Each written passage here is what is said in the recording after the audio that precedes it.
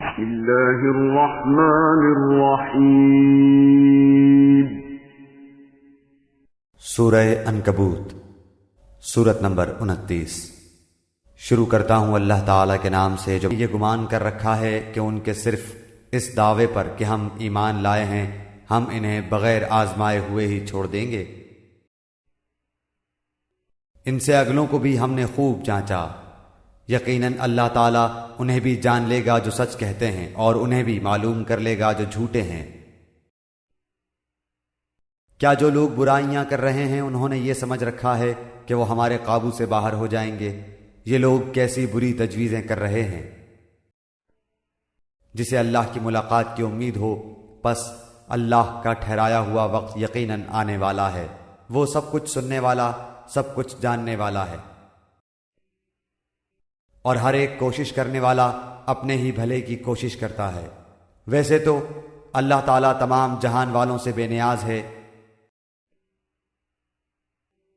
اور جو لوگ ایمان لائے اور انہوں نے مطابق سنت کام کیے ہم ان کے تمام گناہوں کو ان سے دور کر دیں گے اور انہیں ان کے نیک اعمال کے بہترین بدلے دیں گے۔ کے ساتھ اچھا سلوک کرنے کی نصیحت کی ہے، ہاں اگر وہ یہ کوشش کریں کہ آپ میرے ساتھ اسے شریک کر لیں جس کا آپ کو علم نہیں تو ان کا کہنا نہ مانیے۔ تم سب کا لوٹنا میری ہی طرف ہے، پھر میں ہر اس چیز سے جو تم کرتے تھے تمہیں خبر دوں گا۔ اور جن لوگوں نے ایمان قبول کیا اور نیک کام کیے انہیں میں اپنے نیک بندوں میں شمار کر لوں گا۔